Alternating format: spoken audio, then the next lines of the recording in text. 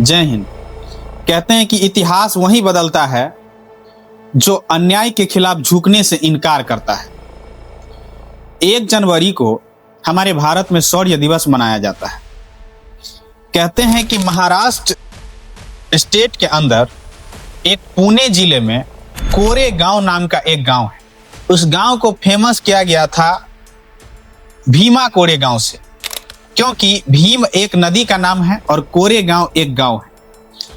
उस भीमा कोरेगांव में 1 जनवरी 1818 ईस्वी को दलित जो ब्रिटिश सैनिक के अंदर ज्वाइनिंग किए थे, लगभग 500 दलित यानी महार जाति के लोगों ने 28,000 सैनिकों को काट दिया था टुकड़ों में, उसे हरा दिया था, उसे मार डाला था। ऐसा इसलिए हुआ क्योंकि द्वितीय बाजीराव पेशवा के 28,000 सैनिक उस महार जाति को बहुत सताते थे, उसके ऊपर अत्याचार करते थे, अन्याय करते थे।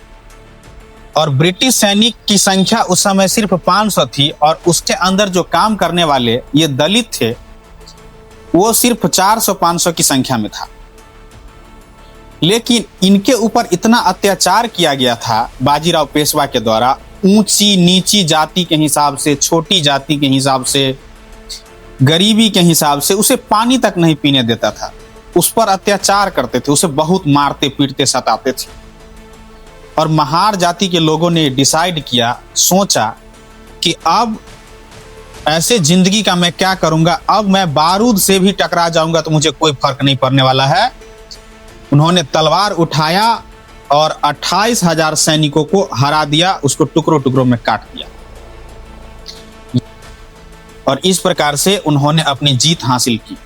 और उनका कहना था, भीमा कोरेगांव के जो दलित थे, जो महार थे, उनका कहना था कि जाति से कोई ऊंचा और नीचा नहीं होता है। अगर वास्तव में व्यक्ति शिक्षित रहेंगे, जितना हमारा विचार अच्छा रहेगा उतना ही हम मान सम्मान पाएंगे।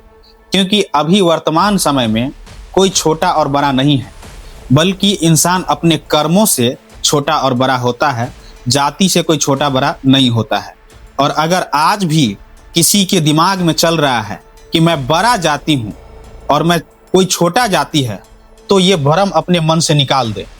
मैं ऐसा इसलिए कह रहा हूं क्योंकि जो जितना शिक्षित होगा उतना ही बड़ा होगा, उतना ही महान होगा।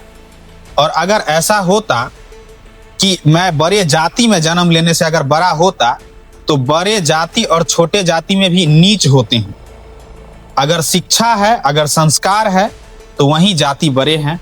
और जिसके अंदर शिक्षा और संस्कार और विचार अच्छा नहीं है, वो जाति ही नहीं, वो बल्कि नीच है, मानव में सबसे नीच है। इसीलिए हमें कभी भी जो संप्रभुता, अखंडता की तोड़ने की कोशिश करेगा, जो संविधान के विरुद्ध कोई काम करेगा, उसके खिलाफ मैं आवाज उठाऊंगा। और मैं ही आवाज नहीं उठाऊंगा, बल्कि हमारे देश के रहने वाले जितने भी अच्छे लोग हैं वो भी हमारे देश के अंदर आवाज उठाएंगे।